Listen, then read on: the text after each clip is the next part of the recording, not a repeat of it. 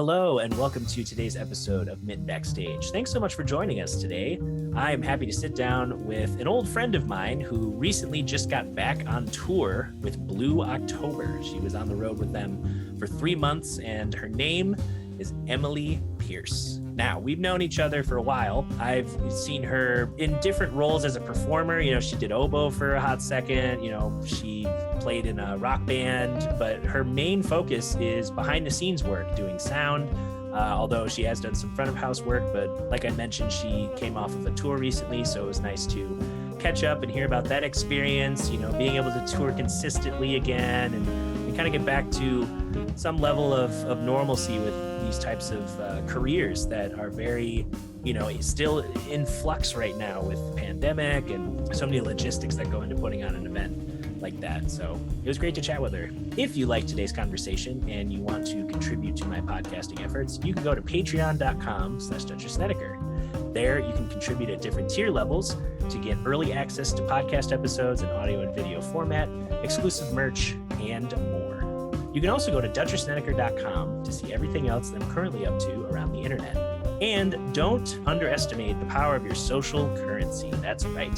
Follow, share, like, subscribe, all those things. Whatever platform you're interacting with the podcast on, feel free to interact. It pushes the content out into the algorithm, and all of that supports as well. All right, let's get right into today's conversation with Emily Pearce.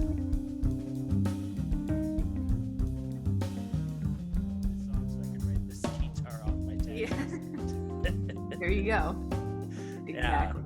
Yeah, that's the kind of tax leveling up I want to do in 2022. Yeah. Just use just have every, you know, like, I wonder, you know, because I think of like the video, the old, like the dubstep Jeep or whatever, like when they made that video using a Jeep and like the engine turning on and the opening and closing doors, and I'm can you write that Jeep off then? If it's there you go. Thinking. I got this Jeep for a song. Yeah. But yeah, how's it been? You've been back on the road, and now it's the holidays. I'm sure it's all been a blur. Yeah, it's like going 100 miles an hour for 3 months and then slamming on the brakes really quick. So making an adjustment to not waking up in a different city every day is kind of weird. It's taken a little bit of time for me, I think, to adjust back to regular life, but I definitely had a blast, and I'm excited to get back out there again already. Yeah, that some of those photos you were sharing, just the venues looked sweet, and just all the different, I don't know, like you'd get a stretch of like House of Blues, and then you get like, you know, other local venues that are like, oh, I've always wanted to be in this spot, or yeah, exactly. Definitely some cool areas. We played a lot of House of Blues. I don't remember exactly how many, but I know we did a lot. A lot though. Yeah, it's like the, you know, like, I don't know, like City Winery or like Hard Rock Cafe, maybe. I don't know how many of those there are, but Yep. It's like franchise venue that just pops up everywhere. But each one, I would assume each one's a little bit different. They're not all styled the same. Yeah, they're not exactly the same. I'd say even the one we played in Dallas, didn't really feel like a House of Blues, and then we ended actually in House of Blues Anaheim. That was our last show. That doesn't really feel like a House of Blues. In all reality, it seems kind of newer because a lot of the House of Blues has all that cool artwork and whatnot, and then like artist green rooms, and some of them are almost in like the same exact spot. So you go up from stage left, and it wraps around a staircase, and then you can look down on the stage from up into the green room. And some of them, they're pretty cool. Chicago House of Blues is the House of Stairs, because you load in like underground, and then if you don't take the freight elevator, I don't even remember how many flights of stairs it is to get up, and then even to get up to the green room is a couple more. So it's quite a journey if you need to get anywhere. One of our drum tech, he is a smoker, and I'm like, man, that's dedication. to go all the way downstairs to go outside near the bus to smoke a cigarette. It's a lot of stairs. Yeah, that's the balance. He gets the cardio going down and Yeah, up the stairs. exactly. Exactly. Yeah, I had well, actually, thinking of stairs, I helped my brother move on Monday, and his thing was like, oh, there's two sets of stairs to get to the porch, and then like another wraparound old staircase for Yeah. moving all the furniture. And then for some reason I had another venue that like I almost had to load in through this, like we were on like the 5th floor, and Yep. the way to get to the venue was just like, okay, you could take the elevator, but everyone else is also wanting to take the elevator, so Yep. it was tricky to like Yeah. sneak in when people weren't trying to get in the elevator. There were quite a few of those for us in certain places. The last show that we did play was similar because it's like you're using an elevator that's a service elevator. It's not really like a freight elevator. And then you're pushing all your gear down several hallways. We even had one load-in point in, I think it was Great Falls, Montana. And they're like, oh, it's this new venue. It's awesome. But it was built by people who don't understand what the load in and what like the technical things that need to happen, because we were lifting like 500-pound cases through just like basically a doorway because their ramp that they had was like 45. They're like, oh, we'll just get a small one, not understanding that you can't push a case up a 45-degree angle. You need a longer ramp. So there's always a few of those sprinkled in. Just makes the bigger venues better, easier load in, because you're not dealing with that kind of a thing. Yeah, it really makes you appreciate like the people who design things correctly for the thing they're trying to do. Yes, and they're not just trying to be like, well, this is cheaper. Makes everyone's life 1,000 times harder. Yeah, my last wedding of this year with Blue Water Kings, we played what was it, venue 3-2, this newer venue in Grand Rapids that I think used to be someone's house, and then they just built on they built on like a event thing. And aesthetically it's like, okay, it looks like an empty like chapel, because it's just like two big glass walls, high ceiling, tiled floors. And they're like, okay, we gotta make sure keep the noise down. I'm like, it's what with what? Yeah, like, well, can't really do that. We're in a house. Yeah, and then they, instead of putting us at least like, oh, we'll put you facing the long way of the room, they put us on the shorter way, so everything just felt like just like bass trap. And Yep. just Always super weird. Yeah. And well, and I'm sure with like all the venues you had to go to, each one, like, even if it was like, oh, this venue's like aesthetically cool or sick, or like this is a favorite tour stop, there's each one has its quirks to try and like absolutely deal with. Yeah, especially since we don't travel with our own PA or even like side fills and whatnot. Most of the guys that I mix are all on in-ears, but we do have a couple of wedges and some side fills out on stage, so it's always a little bit of a gamble when you're setting things up. You have to really be good at tuning and figuring out where maybe resonant frequencies are in the room and all that kind of a thing. Like we played a venue, I think it's called Aura in Portland, Maine. That room was treated so much that it almost felt more like a studio. Like for a live event, it was almost tricky because you had to get creative with your effects since everything was almost deadened a little bit in that room. And then you have other places, like we played the Belasco downtown LA recently. You don't even need reverb in that room. I mixed front of house there once when I lived out there, and the band that I mixed, I was like, I don't even need that in here because it's just so naturally reverberant. So it's fun though, because it keeps it interesting every day. You get to kind of change things up and use your skills. Yeah, that's one thing I liked about when I first started learning sound when I was at Western, through like a church job. As frustrating as it was to have like this big sanctuary, and then the only PA speakers they had were like one, I think it was like one 3-speaker center stack Cluster. and then like a sub on the higher point of the ceiling. Oh, no. So it was like they had what was it that is it the MC7, the Yamaha digital board? It's an older one. Yep. So it's like it still had iPad connectivity, but it was like an older digital board, and I would have to like, okay, here's how it sounds on the balcony, and then I'd run downstairs with the iPad. Like, I guess I could try this for the. And we ended up having to set up like a whole second like PA setup. My coworker, who was like, the seasoned pro, he set all that up and was like, okay, here's how you route things here, and end up having to run multiple outputs for that kind of a situation, so people can hear in different zones. Yeah, and we, the whole time we were like making notes of like, hey, this is kind of like, if you guys are wanting to update this, like clearly you want to, you want to make that kind of commercialized church vibe, like the Hillsong-esque type thing. So if you want that, here's what is needed. And trying to explain it was like, why are you putting in more speakers? It's like, well, because then you don't have to blast one stack of speakers.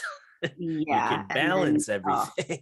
Yep, exactly. But yeah, when I graduated Western and left, they were still on the fence of upgrading, and then they ended up not upgrading, and everyone I worked with in the worship arts team just left.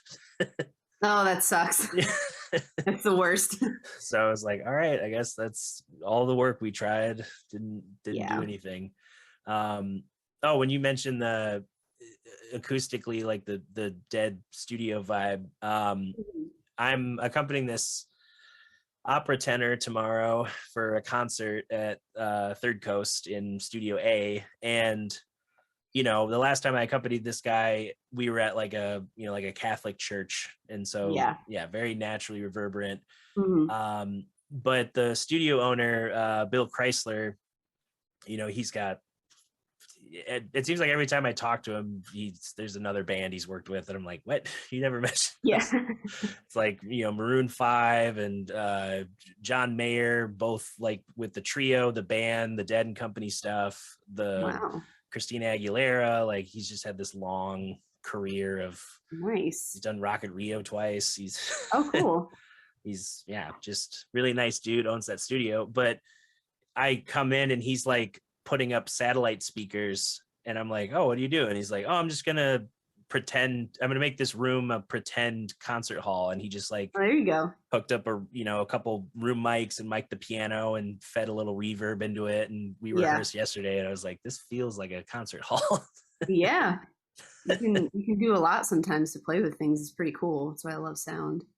Yeah, just being able to like take a source and then like, oh, there's a million ways I can treat it or adjust it or tweak it or drench it in effects. However you want to do it. Yeah. I guess even as a monitor engineer, you're still playing around with effects, or you've also done front of house, so yeah. The only effects I've got a couple reverbs going. I have one for one of our acoustic guitars, lead vocal, and then some drum reverb kind of going on. But other than that, not doing a ton of effects, just because it gets muddy. Not so much for in-ears. I know there's a lot of people playing around with that, but I don't typically use, and most artists, I don't think in my experience really want stuff like delays, just because if they do hear the PA and your delay is not the same as the front of house delay, it can get weird. The guys that I work with have ambient mics that they actually use, not necessarily to listen to the crowd, but to kind of hear what's going on in the room also. So I give them a little bit of that when they need it. But as far as effects go, it's just kind of simple, using just a couple of reverbs to kind of make things sound a little prettier, I guess, in the ears. But I'm not really sending any of that to like side fills or any wedges that I've got going on, because it'll clutter things up. You won't be able to hear the dry signal in there at all. Yeah, that makes sense. I always think of the people who, they're just surrounded by like here's everything around the band that you're in, and then they're like, oh, Yep. could you also put, a confusing amount of reverb and delay in my monitor? Yeah. Yep. And it's cool with Blue October. They've been doing this for a long time, 25 plus years. They've been touring and whatnot. So they're, in my opinion, at least, pretty low maintenance when it comes to what they want in their mix, because they know they're already kind of dialed in. Um, if worse comes to worse, like something goes down with our in-ears, like they're used to using the PA or the side fills.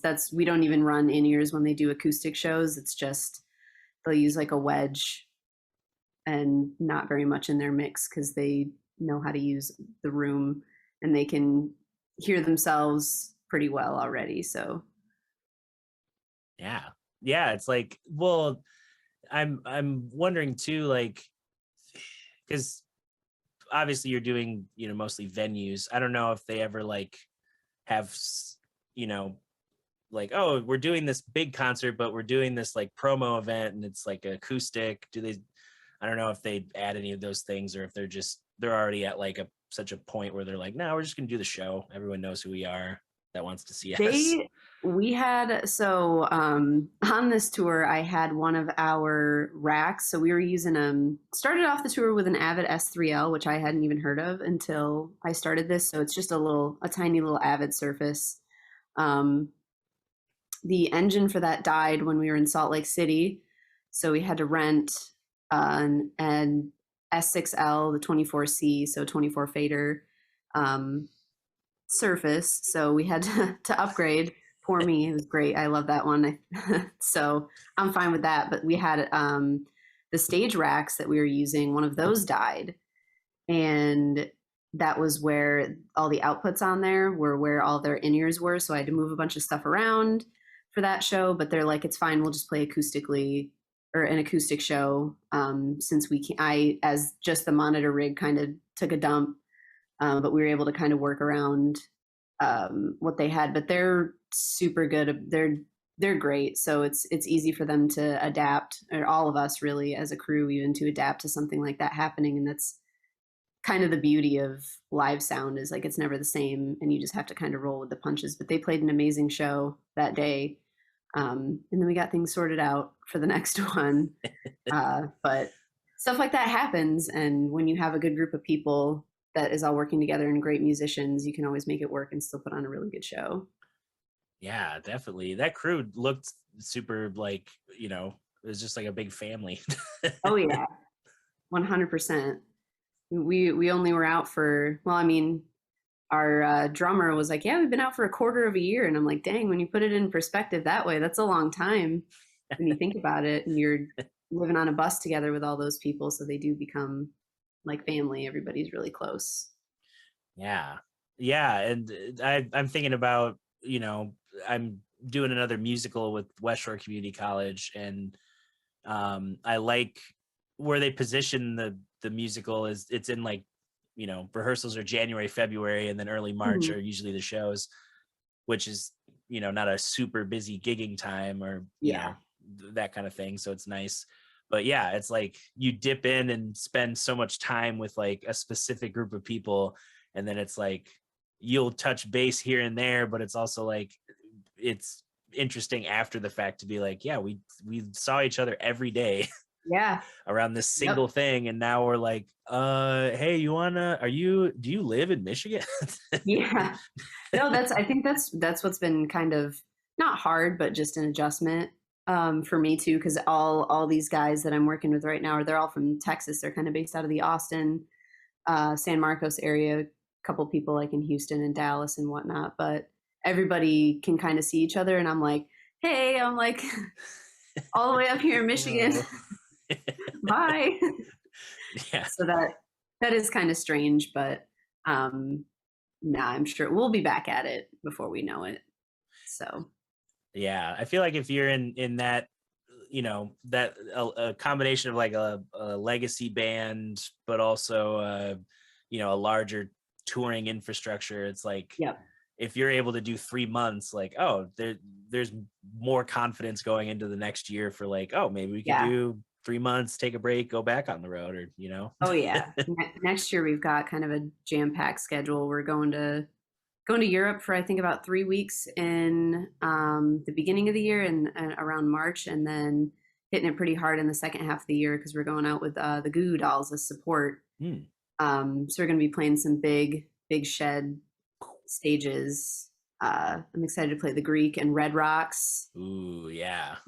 Those two are definitely on my list of like, gotta, for sure gotta see a show, but also play a show. Absolutely. Absolutely. When I heard too from people I know who've played at Red Rocks that they kind of, and I don't know if they still do it because this was a few years ago, but they kind of set it up where like if you're a newer act that you still have a draw but you haven't played the venue and you're on there for support, they kind of set it up where it's like, all right, you're here, and then at this point in your timeline you're here on the next tier of the lineup, and then eventually you're able to headline. Like they just kind of stack it out so that you grow with that experience, I guess. I would imagine they do something like that. I don't really probably know as much as I should about that kind of side of things, like booking and all of that and whatnot, but I imagine that's kind of how it works with a lot of those bigger places, is kind of got to get your feet wet first and then move on up slowly.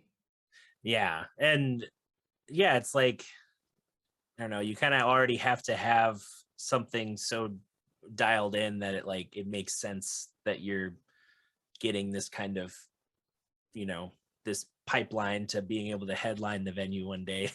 Yeah. I would imagine so, at least, unless you blow up super fast. I imagine it's probably a little different maybe in the pop world than it is for like maybe alternative rock or whatever, because it seems like with pop and rap and stuff, some people get big really fast and they kind of just skip over that ladder a little bit. I've been noticing that with this dude Jacob Sigmund, who lives, I think he's Ann Arbor based. I know it's the east side of Michigan, but he kind of built, like, he was already a musician and he had like a decent audience, and then he started making these goofy like music or goofy like songs that he made videos to for TikTok, and kind of built out his audience there. And now it's like, okay, he's got, I think he had like 1 million plays on Spotify this year, and like, his audience grew a bunch. So now it's like we're in this realm that's like, there's many avenues to like, oh, get the eyeballs in whatever way you want to get them, and then start being like, hey, some of you might want to see me live, some of you might want merch, some of you might want VIP, whatever, kind of grows quicker than you expect.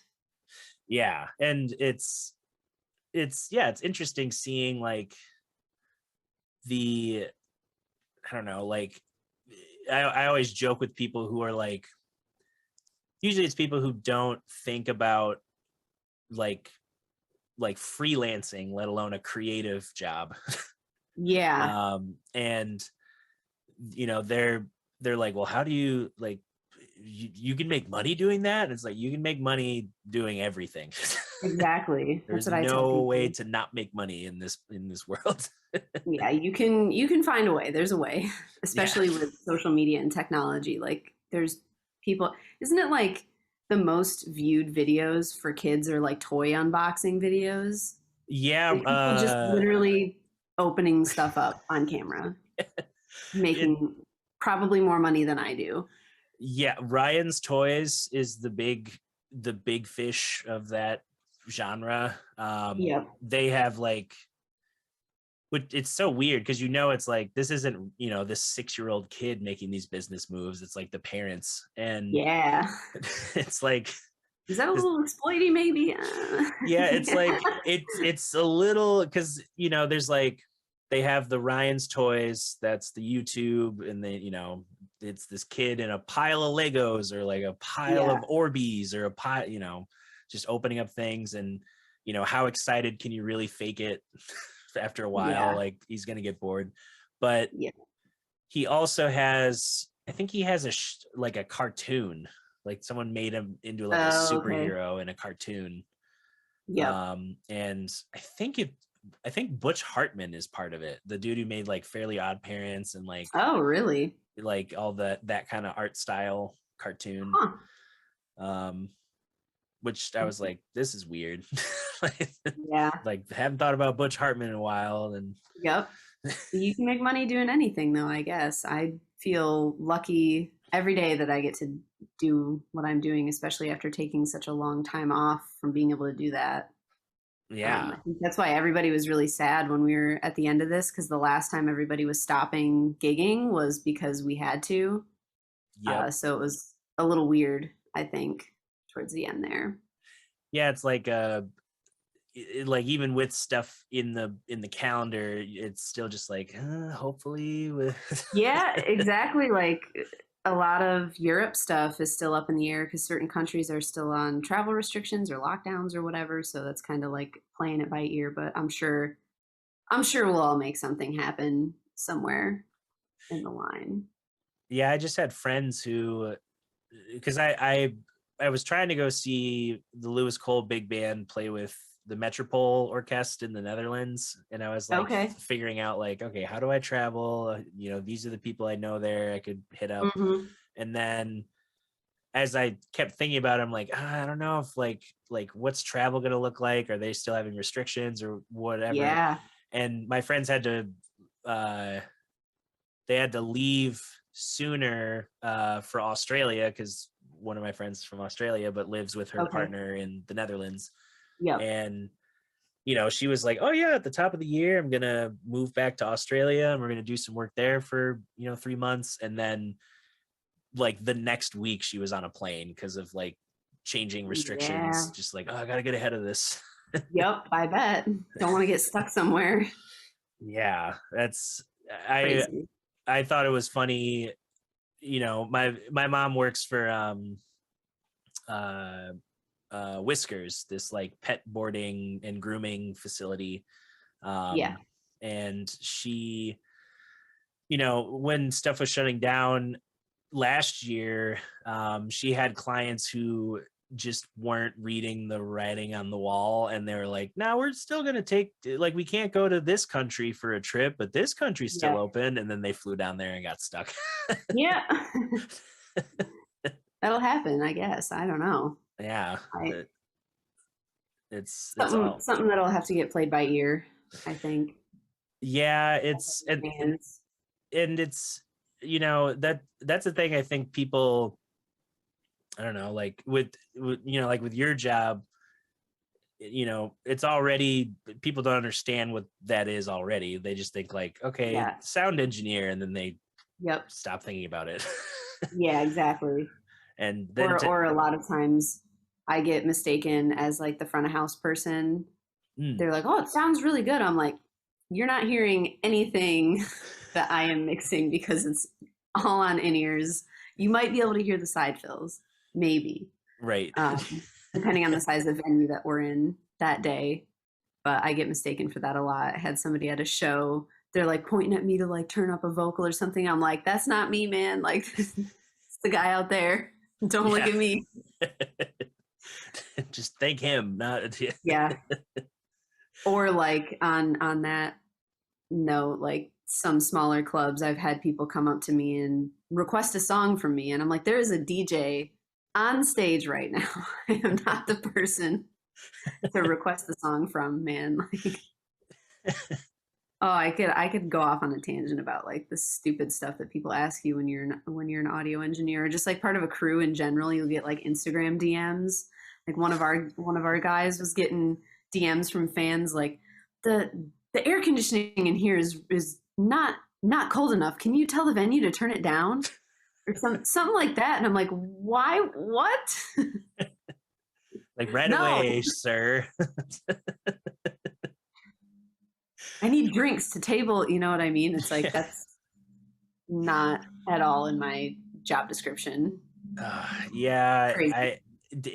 it's crazy. I had a lady who, Earth Radio has been working with. We just started working with Juke, this company. Tiny company. They make an app that it lets artists kind of present like songs that people can request, and then Okay. they provide these little like flyers and a couple banners that have QR codes, and it's really easy to Yep. just scan it, and as an audience person, and you can request a song or just see the profile, whatever the band wants to put up Oh, there. that's cool. So we were doing a trial run of our last a couple of shows, and one of them was day before Thanksgiving, because we are like, oh yeah, busy bar night, some people might want to try Yep. this out. And this lady, like, she like scans the thing. It says like in the main part of the screen, like, this is what this is for, and this is how you Yeah. like, this is not a carte blanche, like, request everything. It's, these are what the band has suggested, or has put up for requests. Yep. And the lady, she came over and she's like, so what are these? And I'm like, these are the songs we have up. Some of them are from older songs that are fan favorites. Others of them are covers that we've worked in, because we're just starting to add some more. Yeah. And she was like, oh, but I don't know any of these songs. And I'm like, all right, guess you can't request them then. And she's like, can you play that Taylor Swift song, the 10-minute one or whatever? No.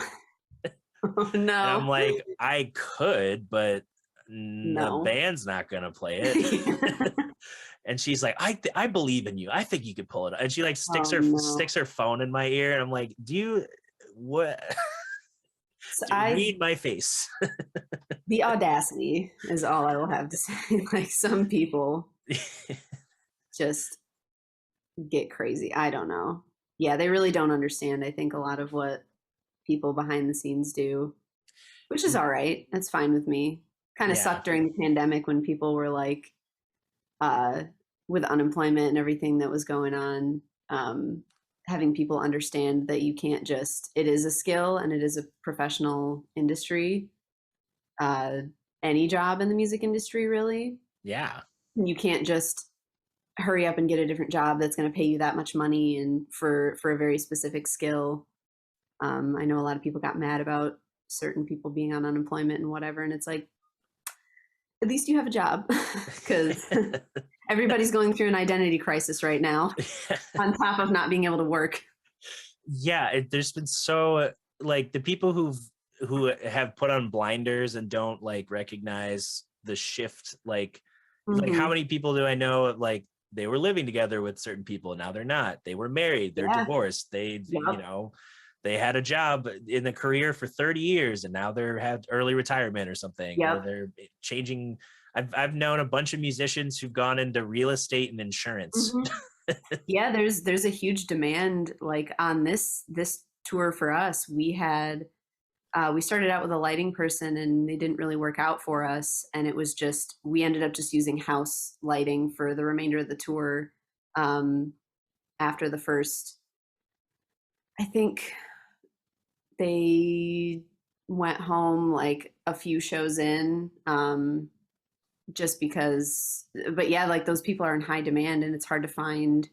Seems like lighting people, I don't know, but I know there's a lot of people in audio and just live events in general that completely just left the industry. So there's a lot of work out there for people, which is great for somebody like me, where I'm still kind of like, this was my first tour that I did. So it gave a lot of people some good opportunities, but I mean, you're going to get fired just as fast as you get hired if you're not good at it. Right. There's always that piece of it, but yeah, there has been a huge shift, and a very high demand for live event people. So I don't know. We'll see how things go in the next year or so. But yeah, it's the thing in the behind the scenes, like the amount of like to get someone someone attends a concert and they just take a lot of things for granted. Like, for them, it's like, okay, they park, they go in, they see the show. Awesome. Meanwhile, the crew and the staff have been there all day, Yeah. setting stuff up, ringing out, feedback, checking everything. Security's there. They're doing Yep. their, all the different pre-show things to make sure it's, a very normal experience. Yeah. So to have Yeah. to try and turn that all back on is tricky when you don't have the right team in place. Yep. Yeah, exactly. We got lucky though. This originally I was supposed to be the only new person, but they had a bunch of shift in crew, so it was essentially, with the exception of our drum tech, who's been with these guys for I think about 5 years. Everybody else was new. So I know the guys were pretty nervous about like, oh, we have all new crew and how are we going to work together? And it worked out though, like, which is great. Their guitar tech, our guitar guy right now, he worked with them back in like 2009. So it wasn't the first time that he had worked with the band, but it was the first time that we'd all kind of worked together. But it's fine though, because we all watch Trailer Park Boys and make stupid references to stuff. So it's just a comedy routine the whole time. It's awesome. That's awesome. Yeah, to have to have that's what makes any music job great, is just to have people that you can joke around with, but also kind of have the same flow of how to work a show or work anything. Exactly. It's so because so nice.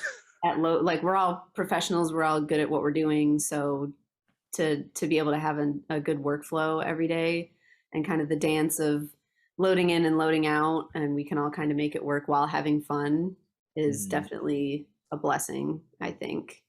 It is, and it sometimes it's about who you're spending your time with too, because I mean you're out there with those people all day, every day, you live with them, so it's great to actually really enjoy the company of those people on top of getting to do your job. It makes the biggest difference. Yeah, I feel like the only times, because I haven't done a ton of touring, and some of it's been unique situations, like when I was in the new music ensemble at Grand Valley, and we did that national parks thing that was that was grant funded. It was people I'd already been in an ensemble with for 2 years. Yeah. And then other times it was I did 2 tours out to Colorado with Mark Lavengood, doing Americana and bluegrass music and stuff. Yeah. And that, even in we had a November one and then a December one, and the November one only, we routed through other states and then hit a couple spots in Colorado, and then the other one was mostly in Colorado, or I think it was all in Colorado. But one tour was all right, we're driving out to Colorado, we got this van, and we broke down in Kearney, Nebraska, and we had to stay overnight. And then, we get into Colorado, we're driving through the mountains, everything's cool, and we need to replace the radiator in a parking lot in Colorado Springs. And then the other one in December was nothing went wrong, everything was great. Yeah. It's so to have happens. Yeah, it's to have, there's so many variables to doing music that to have a consistent good crew, consistent, just all right, at the end of the day, equipment can fail, the venue could burn down, but we have the crew to make something happen. Yep, exactly. We did that a couple of times because, like I said, I ended with a completely different rig than what I started with, because things just went south. But it's rolling with that. That kind of makes the difference. We actually blew out a lot of tires on our trailer. We weren't overweight or anything for what we were carrying. It's just, I think a lot of the buses and trailers, since they've been sitting for so long, either had dry rot or something wrong with it. We blew our trailer tire the first time we were in Chicago. We were almost to the venue, and we blew out a tire, and they actually had to replace the entire trailer because it was an axle issue. And at that point, since we had gotten shut down for a little bit because of COVID, and we were actually stuck in Grand Rapids, which was the worst because we're all like quarantining and whatnot, and I'm like 10 minutes from my house. But yeah, we ended up having to get a new trailer, and it was like 18 inches shorter than what we originally were supposed to have, and we had a ton of merch still, so we were trying to like stack merch in there. I was the tunnel rat, always like just climbing up into the trailer and shoving boxes where I could, trying to move stuff around. But I think we blew like 4 tires the whole time, which is a lot. Yeah. Just because of either something was still wrong with that axle when we got the other trailer back, or dry rot or whatever. But that kind of just became like a running thing. We're like, all right, how many more tires do you think we're gonna blow on this run? You never know. Yeah, which stretch of road's gonna do it this time? Oh yeah. Yeah. Were there any?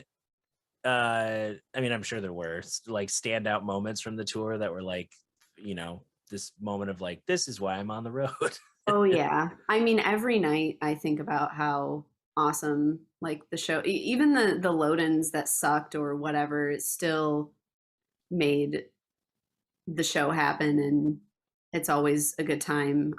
We were playing in Florida at a place called I think it's Janice Landing. It's an outdoor place. Started raining during the encore, like pouring rain, but it was awesome. It was so cool, like such a great moment. We didn't get rained on the stage, but the audience did, but they loved it. It was pretty cool. House of Blues Chicago was a really good show. We got to play, I think it was like the 3rd show in was Shadow Ridge Music Festival. I don't even remember what state we were in, but that was awesome because we played in front of like 4,000 people. And then I think Phoenix, the show that we did in Phoenix was pretty cool. And our last show was awesome too. We had like the audience do their little flashlights with the firefly thing, and yeah, that was pretty fun. Lots of good moments though. I'm sure things I'm forgetting, but right. I always think every night I'm like, dang, this is my job. Like, this is awesome. We had 5 days off in Lake Tahoe, not all in a row, but we kind of made that like a little home base towards the end of tour, and we took the gondola rides up the side of the mountain, and that was awesome. And I'm like, this is what I do for work. It's my job. Yeah. It's I feel lucky that I get to do it. So yeah, that was another thing we talked about last night at this Christmas recording session thing, that we were all just hanging out and having fun, and we were in the bass player, it was like his name's Robbie, owns Dogtown Studios, and we were all just like, this is just our job. We just get to like make stuff or have fun or like be creative and put stuff out there, and it makes like all the like insanity of it sometimes just worth it to have those moments of like, oh, this is why I put so much passion into this job, because it yields so much reward. Absolutely. It's a great time. Can't imagine doing anything else. I don't want to do anything else. No, last year was the biggest test of just like, every non-musician adult in my life was just like, hey, maybe you want to pick up some like part-time work to like, no, I don't want to. No. Yeah. I mean, I worked at REI for a year, spent too much money there, but that was my pandemic job. I could have just stayed on unemployment, I guess, but I was driving myself crazy because I was like, I can't just not do anything. You can't just sit here. Like, I got to figure out what I'm going to do on this time off, because I know it's going to be cool, like chilling for a little bit. But then I think after the holidays, I'm going to be like, all right, I need to do something now. Someone give me something to do. Yeah. Yeah. Yeah. I have the problem where if if no one else existed on the planet, I would still give myself things to do. Yeah, you got to have like a purpose or a something, something Yeah. to keep your time occupied, I guess. Yeah, and that's partly why, I mean, it took until the end of last year to kind of make the jump, but that's why, I started podcasting, and Yeah. it turned out to be a great way, for especially this year, to like reconnect with people, but also, you know, hear all these stories of just different people's experiences, like, oh, this is what I did, or I was on unemployment, but I was also trying to do this, or I Yeah. pivoted to this work until I was able to start doing this again. Mhm. And just to have, I started this podcast in particular because a lot of Michigan media is like, for musicians, it's like you go into 8 West or something, like a morning show, and then Yep. you're there for a couple hours. They have you on for 20 minutes. They cut that down into 2 5-minute chunks that lead into an Yep. ad break, and then some old lady tunes in and is like, oh, they're a folk band, and then that's all they know about that person. Yep. And meanwhile, it's like, it's like, how did they get there? Where are they from? Who are, like, that, Yep. to have longer form discussions of like, hey, this is, like, partially this is the type of stuff, if we ran into each other on the road, it'd be like, this is what we would talk about, we'd Yeah. catch up, that type of thing. But then it also gives listeners an opportunity to, like, if they do run into a name, they can put a face Mhm. to it and then learn a Yeah. little bit more about what that person does beyond just like, an NPR thing for 5 seconds. Yeah. Yeah, exactly. Yeah. But yeah, that definitely, that doing, I did more writing last year, just like album review type stuff, freelance, and um, more recording work, which Yep. I'm definitely looking forward to expanding next year. Just trying to cut down on, I mean, my turnaround's fairly fast. I Yeah. just want to make more time so that when I do get a project, like I just got a project. Yeah, I got a file yesterday Yeah. that I have to. There were no notes, so I have no idea where I'm tracking yet. But I'm just gonna have to track a couple full takes and just be like, I think this is where he wants the solo. But You never know. yeah, it's that. Yeah, it was it was a good test of, like, because it's always been that way, I guess, with music career Mm. or a creative career. You're adapting, you're changing up, you're adding to your skill sets, and then you just kind of plug yourself in to whatever makes sense with your time and Yeah. talent. Um, Exactly. and so to get on the road with Blue October, was that like a mutual connect from the company you used to work for, or was it like they put out a call somewhere, you know, sound Yeah. engineers job listing or Yeah. something? Yeah. So there is a thing called BobNet, which I have not used Oh, really. But I worked with a girl named Mackenzie Morley. She used to be based out of Salt Lake City. She knew their former tour manager, and she recommended. He was like tour manager, front of house, and she recommended me to them for the gig. Uh, and I talked with him and then their manager, and they kind of made a decision to bring me on. So that was kind of cool, even though that guy ended up not coming out with us. hmm, And we had a whole new crew. It was kind of just like a networking word of mouth thing, which is really pretty much the only way that I've gotten work. Um, there's only been a couple of times where I've really had to submit a resume for anything. I mean, I gave them a resume, but usually recommendation from somebody else speaks a lot, mm-hmm. which is kind of crazy when you think about a lot of things in this industry are just kind of word of mouth. But like I said earlier, like if you suck, like you're gonna get sent home just as fast as you got hired.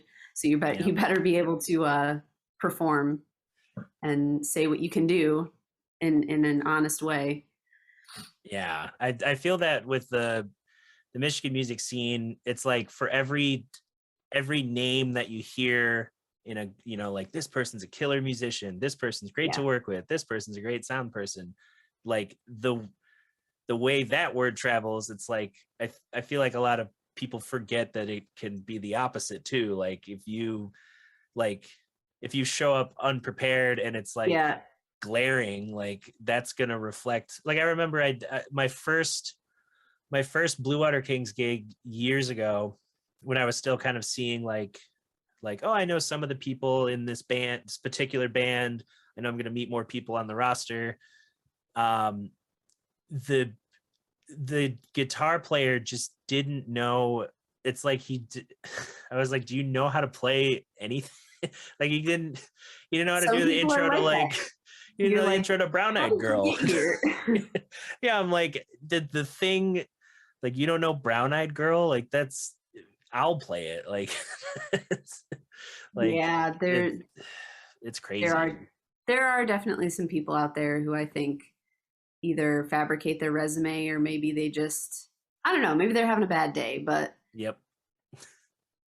there's unfortunately some of that out there, I think, but I don't know. I've always been honest about my skill and ability, and I think that admitting you maybe don't know something, because not everybody doesn't know everything, Right. um, that can give people trust in you sometimes more because they know that you're not going to try to BS your way through something, and you're going to perform at what you perform at correctly, I guess. Yeah. So Yeah. I've definitely, honesty's always been like the better option in terms of, yeah, just being like, yeah, I didn't have time for this. Let's go over it yeah. real quick. Or, Hmm. hey, like I, like you mentioned this thing that I have to do. Walk me through that again. Remind me like what sub Yeah. menu of whatever thing. Like, Yeah, exactly. I don't know. I guess maybe I'm a bad liar too. Like I'm gonna get if I'm gonna get caught and then it's gonna be worse. So I'm just like, yeah, I don't know. Like it's okay to do that once in a while, especially in this industry where there's not really like a cookie cutter education system or whatever. Like some people who work in this industry didn't graduate high school, but they're amazing mhm. musicians or they're amazing techs or whatever the case is. Some people went to college for it. Some people went to a tech school for it. Some people come from the corporate world or wherever it is. So everybody kind of has a different level of experience, even at different pay grades, almost, if that makes sense. So, Right. but then you can learn from other people on your crew if it's something that you haven't done before, which is kind of cool. Yeah, I feel like that should just be, the expectation of a good functioning crew is like, it's not everyone's perfect. It's everyone helps balance each other out so Yeah. that, problems get solved, things get addressed. It's not Oh just yeah. a bunch of people pretending they're the I'm the best at my job, and then they don't know how Oh to do yeah. something. Absolutely. I'm never above asking somebody a question like, and usually if there's something I can't figure out, I have people I can call, which is awesome. Um, but like a few shows ago, I'm like, why are none of my reverbs working? Like, what is going on? But like all the other plugins in my racks were working. I'm like, is it just something with time-based effects that's not working? Like, what's going on? And I'm sitting here like looking stuff up. I even asked the house guy, I'm like, hey, have you ever used Avids before and had this issue or whatever? And it ended up just being the aux that I was using was muted. But it was something that I usually don't mute those. And for whatever reason, at the end of the last show, I had. And it was just something I didn't check. And I love when it's something stupid and troubleshooting, like it was muted or not turned up, because then it's easier to fix. But like, I will always ask somebody for help because I'd rather get it done quickly than sit and like spin on something forever. Yeah. Even when it's just me being stupid and having something muted, but it happens to the best of us. Yeah, I've definitely, because the first thought, and I always have to like, it's almost like I start laughing too when it happens, because it's Yeah. like, like this isn't working. And then worst case scenario pops in your head first, like Exactly. everything's broken. Yeah, you're Cancel like, the oh show. my God, the whole like the rack's messed up, but it's usually is it turned on, turned up and plugged in. Like half the time it's like, oh, that stage box wasn't plugged in, or that input was mispatched, or something simple is usually what's happening. But yeah, I'm the same way. I'm like, worst case scenario, I'm like, oh my God, there's something wrong with like the processing. There's something wrong with the engine of the console. Like, what's going on? And it's just muted. But I love that. Like I said, I would rather have me feel kind of stupid and be like it was just muted or unplugged than have something seriously wrong with the rig or like some weird anomaly. Yeah, and like, or like, you know, you feel dumb, but it's like at least I solved the problem, so that it's not in the back of your head or like causing an issue for the stage. Absolutely. Yep. Yeah, you know, because I did a couple years, about, it was close to 2 years before, you know, I got laid off at Founders. Yep. And yeah, there were so many times where, you know, we're just trying to figure stuff out because the team was mostly musicians. And then they were all trained by a dude who was a musician, an electrical engineer, and a sound engineer. So he was a huge asset to be like, oh, here's, you know, fixing cables, here's doing this, here's all these things. And that's where, you know, and I mentioned earlier, like having the right team in place to do stuff. Like, you know, Founders has been kind of kicking the can down the road, and, you know, they have their own problems they're dealing with extra things that I'm like, all right, maybe it's fine, I don't work there anymore. But but they you know, I feel like, because now, you know, if they were to send out, you know, if HR were to randomly just send out like, hey, we want the dream team back or whatever, you know, whatever, buttering up, it's like, okay, you know, one engineer is now the engineer at 20 Monroe, another's at the listening room, another is in a completely different job field. 3 people moved. You know, it like, good luck finding, you know, a sound person who's available with that knowledge that already doesn't have a steady job. Yeah, that's how it is right now, is just somebody's got a gig already. I know that when offers were coming out this fall, there was some stuff that popped into my inbox, but it was like only a couple weeks at a time. And at that point I was like, I don't know if that's worth it to quit a full-time job, even though it wasn't in my field. But I'm glad the gig that I decided to go with turned out to be what it is now. That's just kind of a testament of like everything that happens for a reason. It's kind of funny how it works out that way. But yeah, this was, people were like, oh, I know it's 3 months, it's a long time. I'm like, great. I love that it's 3 months, because that's well worth it for me to transition back into doing what I want to do. It's not just like, oh, here's like 2 weeks, you know, at least getting back into it, you know. You kind of want to have a little bit more time than that to kind of jump back in and start doing things again. So yeah, I definitely felt that with performing this year, because when restaurants opened up in February, I had, you know, I played a few sets of music for GR Noir's opening week. And then a couple weeks after that, I started what ended up being a twice a week residency at the listening room for like 4, I think it was 4.5 months. Yeah.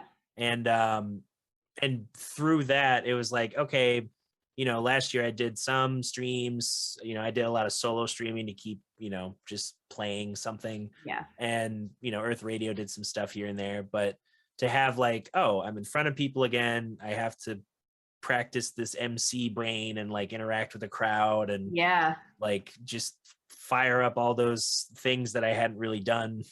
It felt great to like have that buffer where it was like, okay, it's dinner music, but it's not background, so it's casual, but you can kind of treat it like a concert. And yeah, it was a great opportunity to kind of like, because it was also like, it wasn't like, hey, we want you for 4 months. It was like, it started with, oh, we want you for Valentine's Day weekend. And then Mhm. they're like, oh, are you free next weekend? And then it was like, we want to do trios. And then, at Yeah. the end of every month, it was checking in with management, like, you guys still like this? Okay, cool. We'll keep going. Yeah.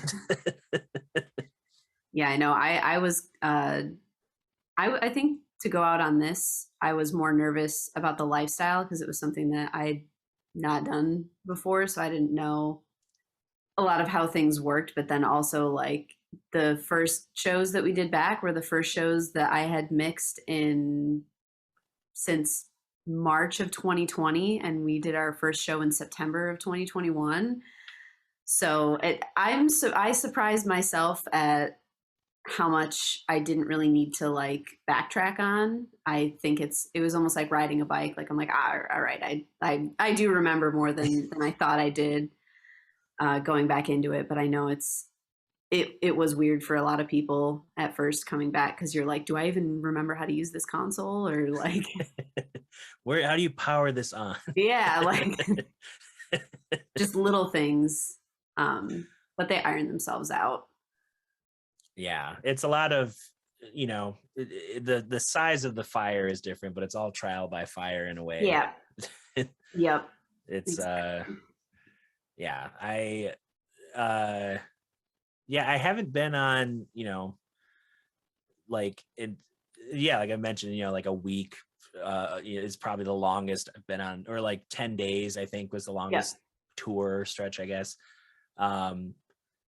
So I'm curious what, like, is there like, not necessarily like YouTube style video, but like the top 5, like, were there any things you learned that were like, oh, I need to remember this next time I go out on the road just for how to live comfortably? So a lot of it is, I mean, I never really felt exhausted necessarily because I was being fulfilled by what I was doing. Yeah.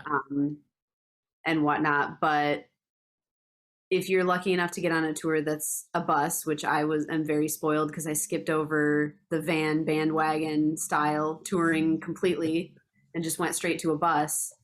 But little things like a lot of the guys, I'm like, why are you guys like wasting time getting all these lights for your bunk and all this stuff? And then I got some lights for my bunk, like those little like LED strips. Oh yeah. I can change color and what. They're like $5 at Walmart. You can buy really expensive ones, but like those are actually super awesome to have because a lot of the times the light in your bunk is like a freaking spotlight, like laser beams. So it's kind of hard to just use that, which sounds so like luxurious or whatever. Don't bring a duffel bag like I did. I did not listen to my mentor. I'm like, oh, this is the bag I'm bringing. He's like, no, you're gonna want something with wheels. I was like, no, I'll be fine, because I was flying with I have a Pelican 1510 and a backpack that can slide over the top of it, and I'm like, the duffel that I had, you can wear like a backpack. But first of all, you're gonna buy stuff while you're on tour, so you're gonna need some extra space anyway. And then if you're going into hotels or you're getting your luggage out of the bay, it is way easier to have something that has wheels. So I ended up buying. Well, actually, when we had some days off in Traverse City because our bass player is originally from that area.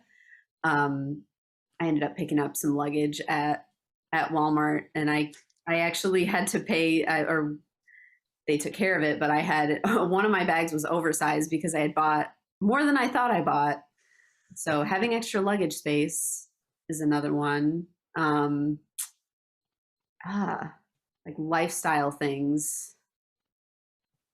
It's more of a, you get used to living around people in close quarters kind of a thing. So if you're not cool about, like,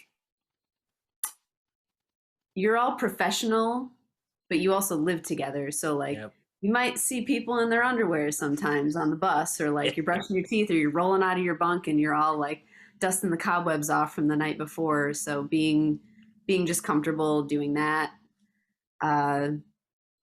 is another thing. Taking care of yourself is another big one.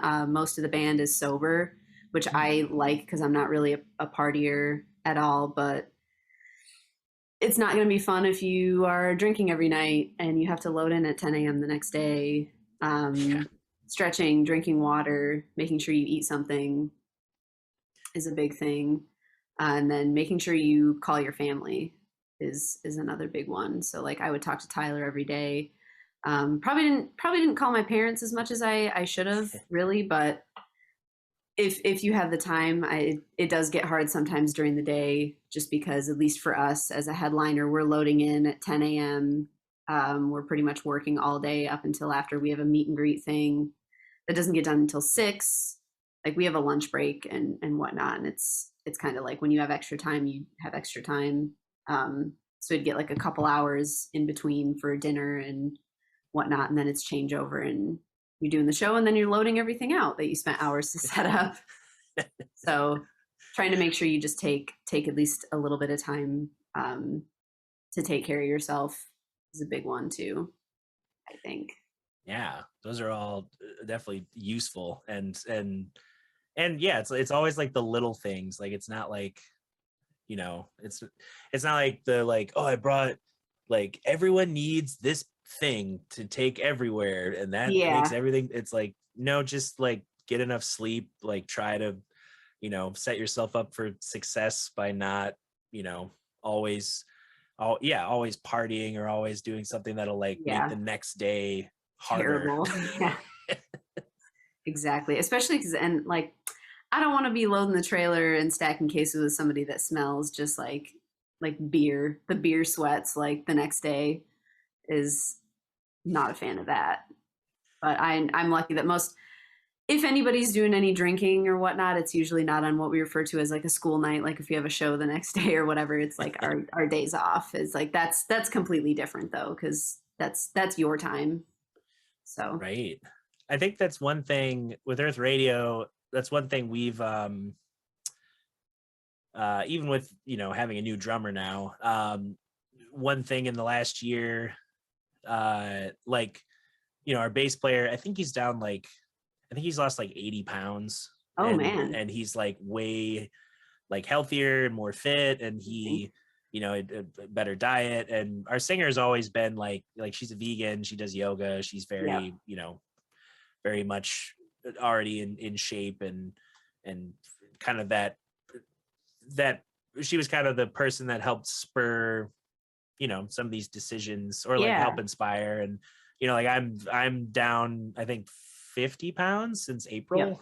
So I'm getting to the point where it's like, oh, now I see like, this is not just, you know, it's not just like, you know, like, oh, I want the People magazine sexiest man of the year body. It's like, no, I just don't want to. How you feel too, and like how just overall health, I guess. Yeah, it just makes, you know, load-ins easier, stairs easier, everything easier. Yep. I know at first when we were all out, we kind of hadn't gotten into our routine yet. And we're loading and unloading stuff, and like it was taking us a little bit longer because we weren't getting in that flow yet. And a lot of us weren't eating as much as we probably should have. We were probably eating like dinner and that was it.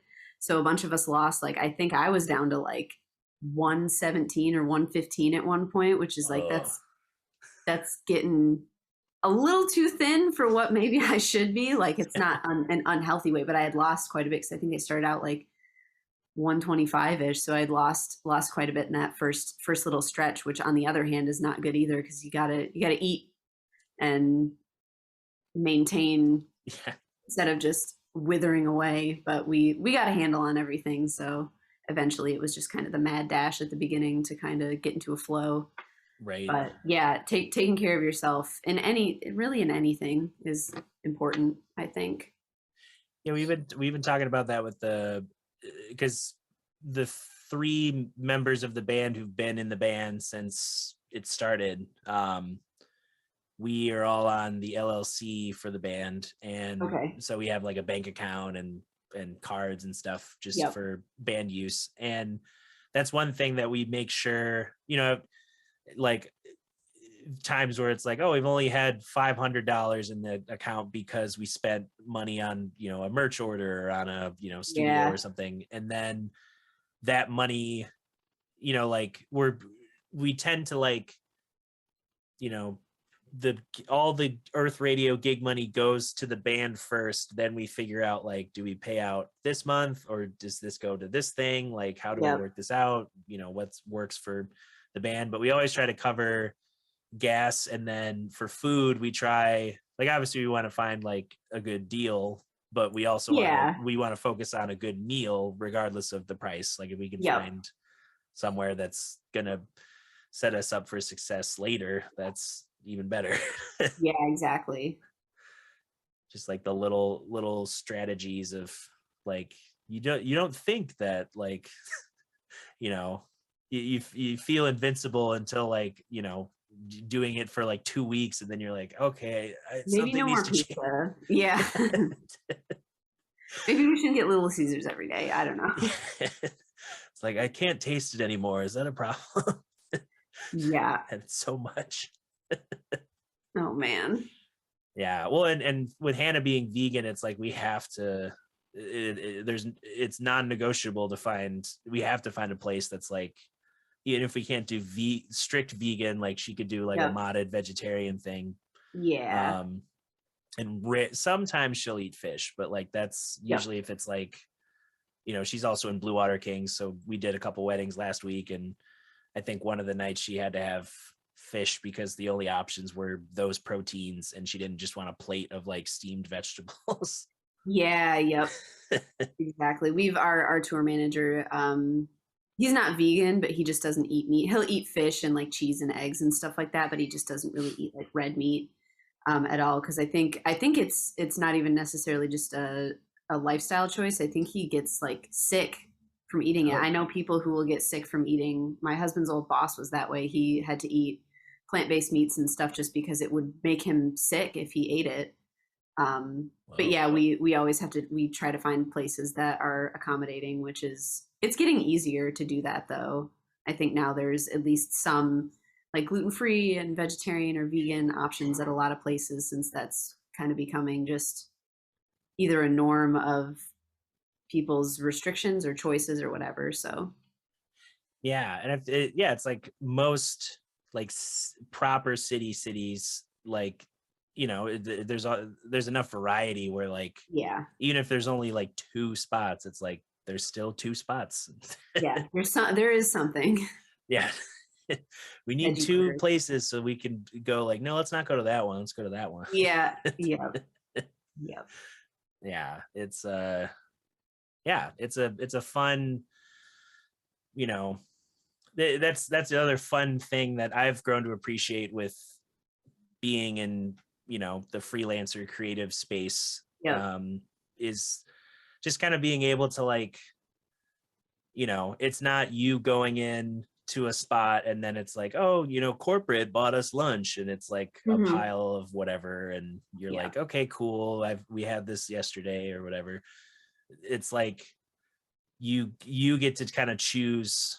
Well, you do get to choose, like, where you spend your time, where you spend your efforts. And that's been an interesting journey for a lot of people I've talked to because of 2020, like trying to really tackle like work-life balance in a way that's like, if you love working, all right, what in your life is going to support that so it doesn't feel insane? Or if you feel overworked, what can you add to your life that, helps balance out the work a little more? And because I don't think there are very few people I've met who are just like they don't want to work and they don't have a good reason. Like I can't, find these mythical unicorns of people who are just like,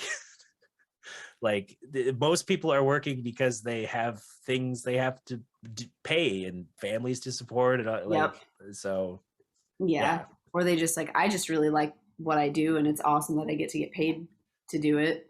Yeah. The simple thing like that too. Which a lot of people don't find, I guess. So yeah, that's something I never understood with the conventional working jobs. Like I get in terms of like if you don't have a lot of options in like a small town, or if you're trying to find something that works with like a school schedule or another thing, like, you take what you can find. Or if you don't have a car, like some people just don't want to like Yeah. get a job that you have to take 3 buses to get to or something. Yep.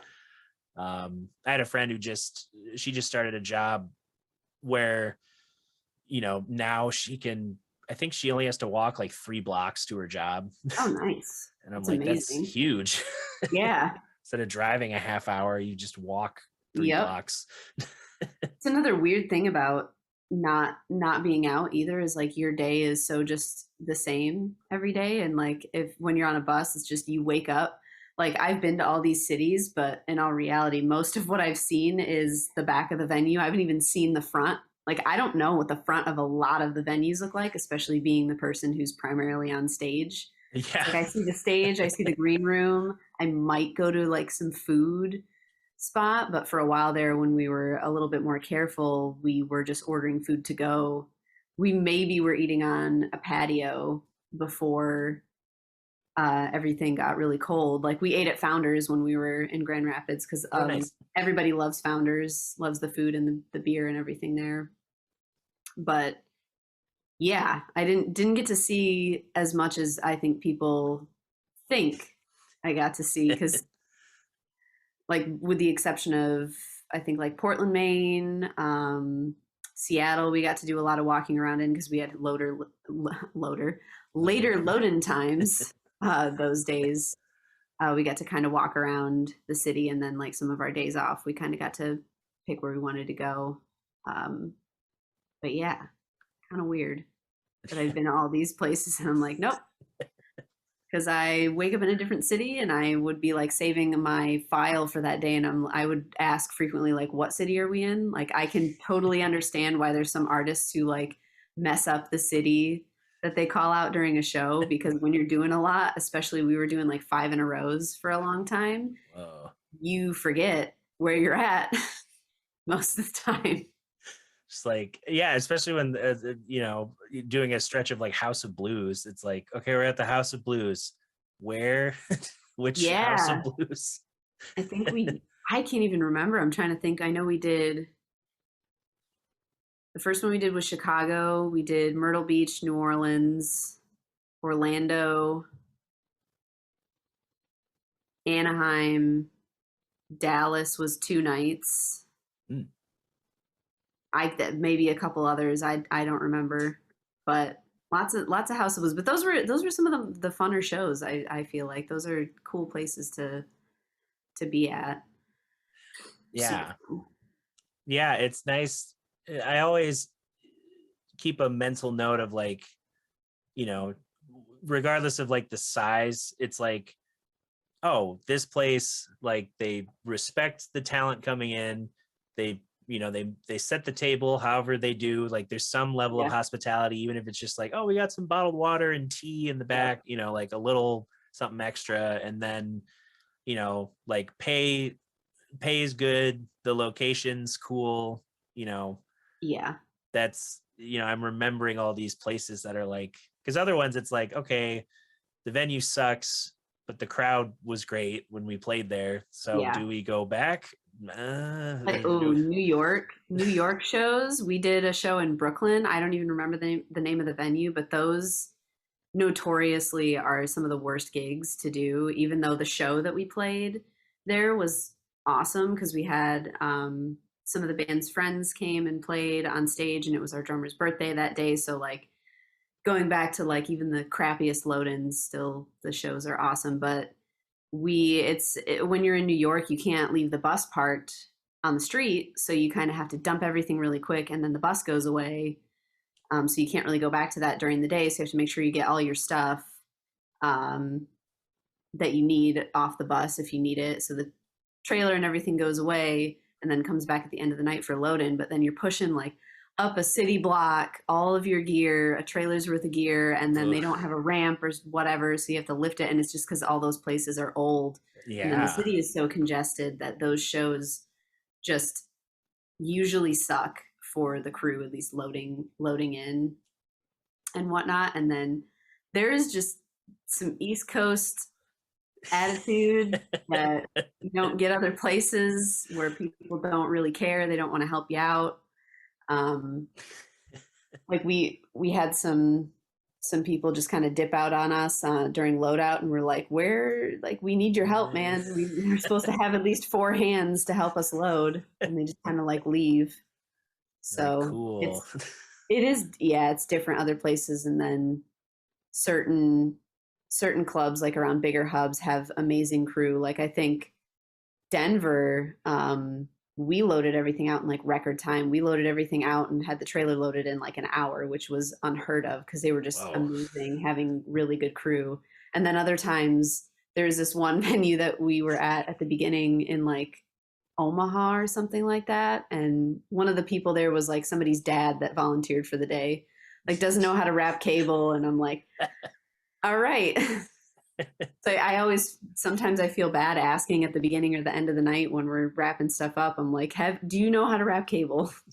Because I'm not trying to deal with a spaghetti mess the following day. If you don't, that's fine. Just don't touch anything. Just go home. Yeah, so it's always kind of a gamble of who you get, but makes it interesting.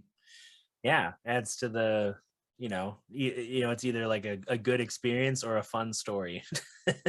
Yes, exactly. Exactly. Some weird stuff definitely happens sometimes. We're I think for the next one we're gonna do tour bingo. Ooh. Which I don't know if you follow the Audio Hertz Instagram account at all. Yeah, I do. But Yep. they've got some funny stuff on there, and I saw they did tour bingo, and I think we want to do that this next time with like, we had that same venue, we had to lift cases. I'll always be the person that's like getting stage power together, and they're like, oh yeah, we got a stringer we can run across the back, and I'm like, great. And I see what they have, and it's like literally like a Home Depot power stringer that runs along the back that's plugged into a random outlet, and I'm like, that's gonna fall out, and this is all one circuit, so it's gonna be great.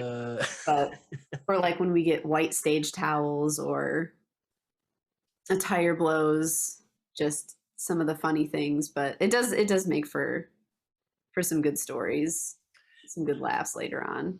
Yeah, all the, that was some of the, for my solo podcast, there's so much of there are episodes I would just riff about weddings, like the wedding. Oh yeah. Honestly, like sometimes those are not the most fun to do, just because you have a lot of people who don't understand how to speak into a microphone, and it makes your job way harder. Yeah. The couple of times that I've done a wedding, somebody decided that, like, even though we rang out the system and everything, but we tried to have a mic stand out. Like, there's little tricks, and I'm sure you've probably done way more than I have, but there's like little tricks, like having a mic stand so they stand in front of it and they're not holding it, because a lot of times someone will sit there and they'll hold the mic and it's pointing this way, and it's like down by their chest. speaking, and I'm like, dude, there's only so much that I can do for you at that point when you don't understand how to speak into a microphone. Yeah, it's like, do I ride this fader, because like, they start talking down by like their neck, and then they bring it up here like, and you're like, ah. And then they look at you like, what did you do? It's like, he's stupid. Yeah, you get looks from the wedding planner or whatever, like, why did that happen? And I'm like, well, the way that a microphone works. Yeah. And even then you explain what happened, and they're like, yeah, you just making excuses. You're like, what? I'm explaining you what it is. Yeah. It's like, I'm not going to condescend to you about like, oh, it's 3:30 and the sparklers didn't come out or whatever. Yeah, exactly. There's only so much I can do to bend the laws of physics. Yeah. Or I've had, because in the contracting for, I don't handle or interact with clients really, other than on the gig, and even then in limited capacity. But there's always, there's an outline in all the contracting that's like, hey, this is kind of what, what's needed for power. This is what's needed for, staging. These are the times you have to hit, like the band needs food before we can start playing. And so many times there's just been like, I've had weddings where like they're like, oh, we want to play, like the stage is set up near this little lake that we live on. It's like, okay, Yeah. cool. And then the powers run from like extension cords down from the house.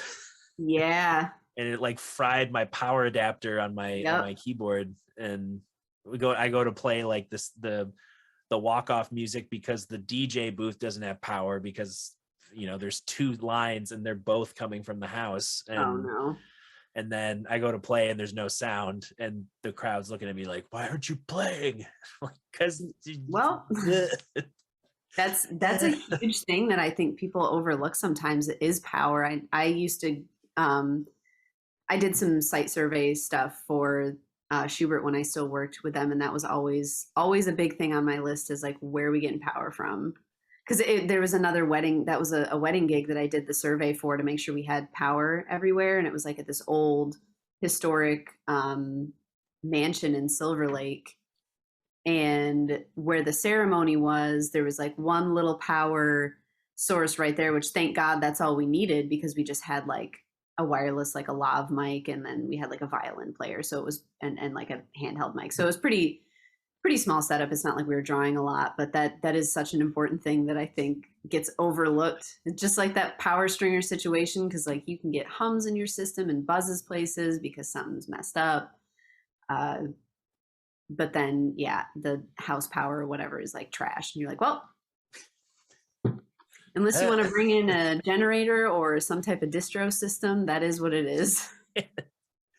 Yeah, like Earth Radio had, this past summer and last summer we had a residency outdoors at Rake Beer Project, and they're like a newer bar venue that they're about to move into a space in kind of the main downtown business area of Muskegon. Okay. And they're, super supportive. They're, the owner's been friends with our bass player because he grew up in Michigan. And, so we were like grateful for, all the support they gave and all of that. I was always crossing my fingers because they wanted, like, they're like, yeah, there's power right there. And I'm like, it's one outlet and it's one plug. And I have to run a PA, and we all have pedals, and we all have electronic gear and amps, and they're like, you can make it work, right? I'm like, it's not whether or not we 13 power strips together doesn't make it correct. Yeah, I'm like, I'm not worried. Like, I'm still worried. I'm worried that, like we're drawing too much power because we are from one outlet, but it's also like, I don't want to ruin your building at all with, I don't want problems on, to happen to your business. Something. Yeah. It's like, is this good enough power? And you're like, no, like what? No, absolutely like, not. You can't just daisy chain extension cords and then Uncle Jeff keeps, tripping over the power cord and unplugging the whole stage. Yep. Even recently, one of the shows that we did, they had to run, they had like a proper distro system and everything like that. But they decided they're going to start moving this box over before I had restrained any, because we had locking, like the backline stringers were like 5TL, so they were like a locking stringer. But there were a couple of quad boxes that we'd run off of that box. And one of them was for my rig, and they were moving it before I had a chance to like restrain anything on there, and unplugged everything. And I'm like, come on, like this, don't touch anything. Or even like we have certain situations where we have to share power with like the opener, which I hate doing. It's fine because usually, like, obviously during their set, they're the only ones really drawing a lot of power versus like if we were at the same time or something weird like that. But it was at the Belasco actually, and they just had like a little stringer for them that was running off of the same quad that my rig was on. And I'm like, yeah, we can plug it in, but I'm going to be the one to unplug this so that it's not the wrong thing. And if it is the wrong thing, it's my fault, and I'm not going to yell at you for it. I will be the one to unplug things, and I'm very adamant about that, just because I can see how stuff goes south pretty fast when that happens. You got to reboot everything, and it's not shut down properly, cause issues. So Yeah, it's not you, because yeah, it's like most like average consumer relations to electronics are like, I don't really care, and if it breaks, I'll Yeah. buy a new one. Yep. Like I've seen so many people who are like, they're like, why is my, like a game system, like why is my game system acting all weird? It's like, well, it's caked in dust and you Yeah. haven't used, just get some canned air. Like it's so simple, Yep. and now you're, or like uh oh, where were we the other week? It was a venue that like they had, yeah, it was like an older historic building and none of the outlets were grounded. And Oh yeah. I was like, sweet. Like just Yeah. fingers crossed the whole night. Like, Somebody doesn't get shocked or whatever. yeah, because well, and I think that that happened with like um someone went to use, someone who was in the wedding party, instead of using the handheld, they went to use a stage one because I guess someone else had the handheld out in the crowd and they were just Yep. making a quick announcement. And they go up to us like, is this the, and immediately got shocked. And they're like, Oh ah. no. They're like, this Dry. is why we need better power. Yeah, or like dry air can do that because we actually had typically, at least in my experience, when that stuff happens, it'll be either just power like that in general sucks, um, or you have a guitar player who's using like more of a vintage rig, and they're singing into a microphone and playing guitar because they'll become the ground for that. But Oh, Ryan, he's multi instrumentalist. He does keys and violin, mandolin, all that stuff. Uh, but he's wireless, and he was getting shocked from his mic. I think it was when we were in either Denver, Salt Lake City, or something like that. But it's just dry air can do that too. But it was strange because I'm like, this doesn't make any sense because like you're on a wireless rig, so you're not plugged into any amplifier. Gets weird sometimes. I don't know. yeah. It, No. yeah, like you said, it keeps things interesting. And it, it shows too, like the amount of work that goes into addressing a show. Like it's, Yeah. if it were just an acoustic guitar and a singer in a cafe, easy. But Yeah, it's kind of low maintenance. yeah, you might not even need to mic them if if Hmm. it's a small enough crowd. And Yeah. yeah, versus like, I don't know, I've had people who they've tried to hire me, like they're like, hey, the PA will already be there, can you run can you do 3 hours of sound, and also the venue's like an hour and a half away, and I'll pay you $50. And I was like, no, pay No. yourself $50 and run it yourself. Yeah. Yeah, I Like, think that's, I don't know. You got to treat the people who know what they're doing right mhm. and compensate them for it because there's a lot that goes into it. And I don't know. I'll never understand if there's only been a couple of times where I think I've been treated poorly on a gig. And it's almost like I don't know why people do that. Cause like I can just mute this and leave, and then you can figure it out. You know What's what I the mean?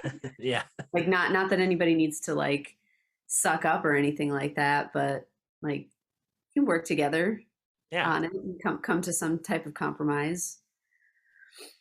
yeah. I yeah, there's times where it's like, and I had a with my solo podcast that I'm retiring in this year just because Okay. one less thing to do. Yeah. It was fun.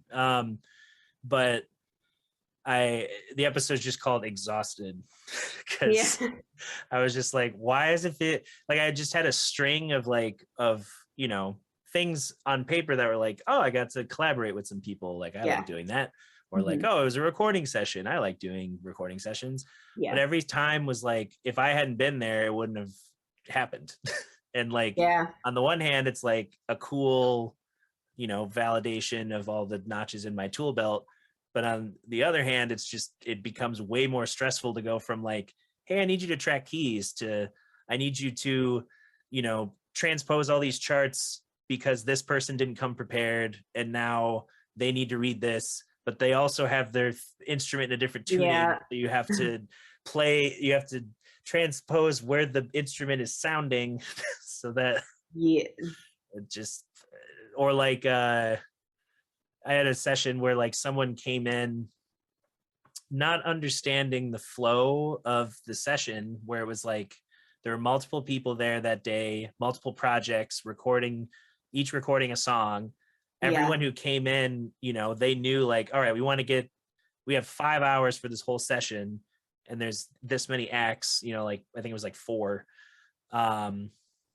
We need, roughly an hour per person to keep things comfortable. And that's like, try to get the song tracked, 3 good takes. It is what it is. Like, we're not going to think about, it's not in a studio. It was like at a house. Yeah. Oh no. And, the day it was going smoothly, everything was going smoothly, stuff was getting tracked. I was able to jump in on songs because there was extra time. Like, they're like, hey, you're here. Here's the chart. You want to throw down some keys? They're already set up. Yeah, let's do it. And then one person brought in a melody and lyrics. There was no song.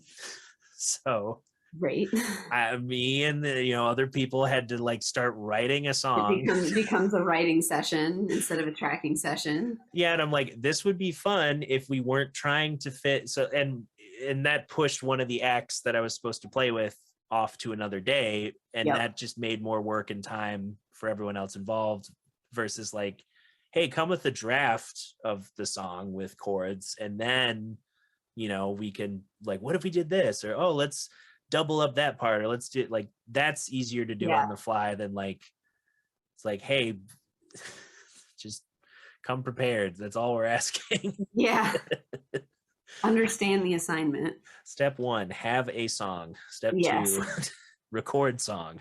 Yeah.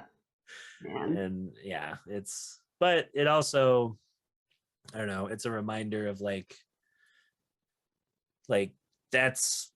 it's good that I'm at this point able to problem solve in different ways, and it feels out. Yeah, it feels way better too to like, after all it's said and done, it's like it overall it feels better to be like, all right, it's just further proof. If anyone were to say like, oh, you don't do this, like, let me list, let me count the ways, or let me show these photos of, like if someone came up to you and you're like, you don't know sound, and you're like, actually, well, here's what I do. But well, this is a great conversation. I just learned a lot about the behind the scenes stuff, and it's cool that you're able to get back out and do what you do, because I'm sure last year was just a weird nightmare. It was kind of the worst, if I'm being honest. It's hard not to be when it's like, it's not just like, oh, the train broke down, we're gonna fix it and get right back on. It's like the train doesn't exist anymore. No, it's gonna be a while, so we gotta get a new one. We gotta build a whole new train. And some new tracks. But I know, I mean, most of your work is like with bands, or with Blue October right now. Do you want people to like follow you anywhere or check something out, or should I just link? Sure. I'm mostly on Instagram. That's the biggest thing that I really post on. Occasionally Facebook is whatever. Garbage fire. I don't know what it is anymore, but I'm mostly on Instagram. My username is just Emily, but it's just 6 E's, 2 M's, and then ILY.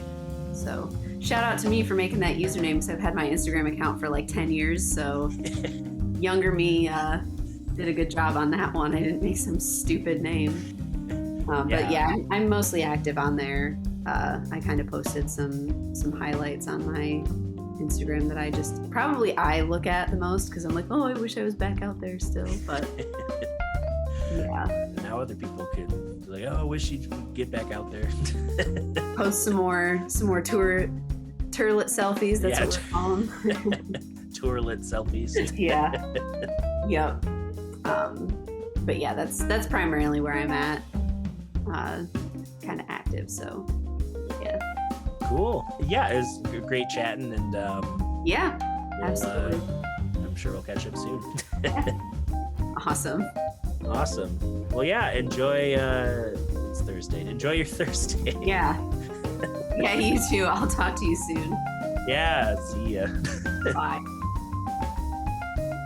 Hey everyone, thanks so much for checking out this episode of Mitten Backstage. Emily Pearce, everybody. She's, I've known her since probably late middle school, early high school. We had mutual friends in Sparta, and she was at Grand Valley for a couple years before she went on to do other things. And as you heard, she's, very active in the sound engineering world, so keep an eye out for her on tour with Blue October in 2022. And yeah, you can support this podcast by going to patreon.com/DutcherSnedeker, going to DutcherSnedeker.com to check out everything else.